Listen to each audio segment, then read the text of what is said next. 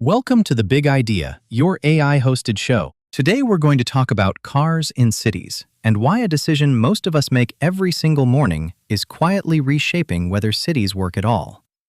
Picture a street in the middle of a dense neighborhood, maybe you know one, where half the road width is just parked cars, sitting still all day. That space isn't free. Someone chose to give it to storage instead of movement, instead of trees, instead of the cafe table that might actually bring people outside.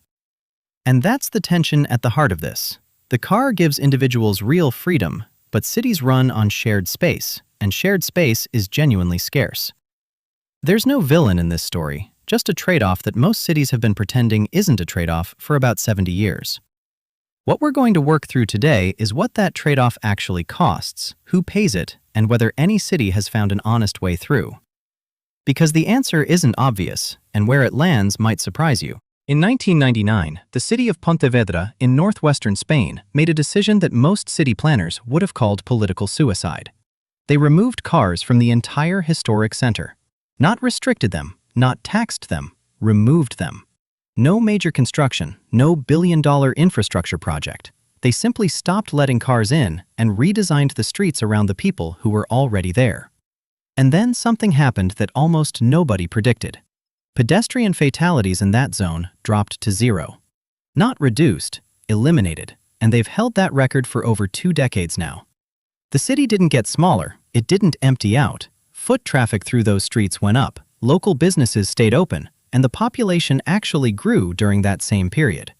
But here's the part that keeps this from being a simple victory story. The fear that merchants had before this happened, that customers wouldn't come if they couldn't drive right to the door. That fear was real, and it lives in every city that's looked at Pontevedra and hesitated.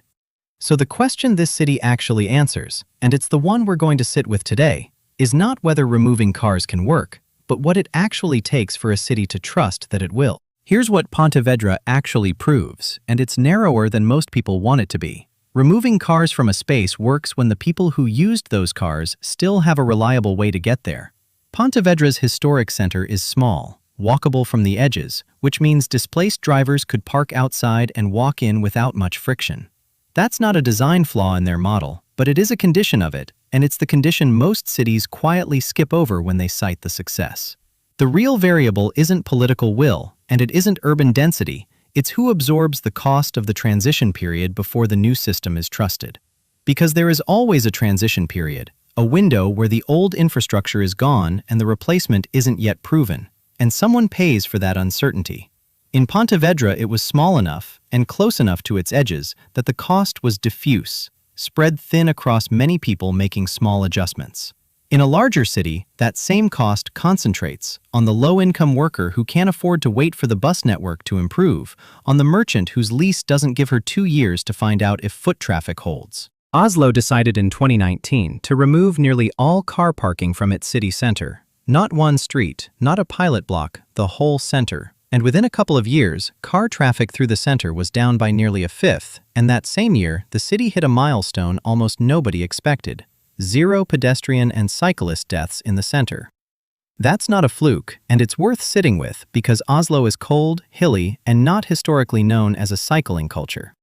Now cross the Atlantic, New York's congestion pricing program has been running since January 2025, survived a federal legal fight when the previous administration tried to kill it, and in its first year cut the number of vehicles entering Manhattan's business district by around 11%, over 70,000 fewer cars a day, and real toll revenue already funding transit improvements, not just projected ones. 11% sounds modest until you understand that traffic congestion is non-linear. A small reduction in vehicles produces a disproportionately large reduction in gridlock because roads don't fail gradually, they tip. Then there's the emissions picture. The UN Environment Program has documented that transport accounts for roughly a quarter of global energy-related CO2, and urban passenger vehicles are the dominant share of that. What Oslo and New York together show is that the tools exist and the data is not ambiguous. Reduced car access in dense urban centers improves air quality, increases transit use, and in Oslo's case, did not hollow out commercial activity the way opponents predicted.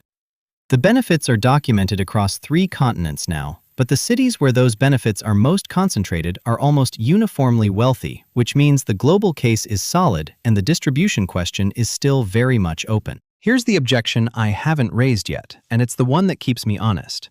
Not everyone waiting on the other side of this transition has the runway to wait. Think about a shop owner. Let's say she runs a hardware store, working-class neighborhood, customers who drive in from 3 zip codes away because transit to her block is thin. The city removes street parking overnight, not as neglect, as policy, and within 6 weeks her foot traffic drops 30%. The bike lanes are real, the air is cleaner, and she is closing. That story is not hypothetical. It's what small business associations documented in several North American cities during rapid parking removal. And the honest version of this argument has to hold that cost, not explain it away. The answer isn't to stop. The data on air quality and congestion is too strong for that. But the sequencing matters enormously. Transit has to arrive before parking leaves, not after. And that requires a level of municipal coordination that most cities have not historically been good at. So the strongest version of the counter-argument is this. The livability gains are real, and so is the harm to working-class livelihoods when the transition is badly timed. And taking both seriously at once is not a contradiction, it's the actual work. So here's where I want to leave you. And it's not with the data, because you've already heard that. Every city that has successfully shifted away from car dependence has done one thing in a consistent order. It built something people could use before it removed something people were using. That sequencing is not a technical detail. It determines who pays the cost of the transition, and whether that cost falls on people who can absorb it or people who cannot. Congestion pricing and parking revenue are significant. Cities have used that money, and some have used it well. But the default has too often been general funds rather than immediate, visible transit investment in the neighborhoods most affected. The shop owner I described isn't against cleaner air. She's against bearing the cost of someone else's policy timeline. And that is a completely different argument. What I'd ask you to carry out of this is a single reframe. Stop asking whether to change how cities move, and start asking whether the alternative is ready before the restriction lands. Because that question changes the entire politics of what's possible. Thanks for spending this time thinking it through with me. That's a wrap. Thank you for listening. Like and subscribe, and enjoy the rest of your day.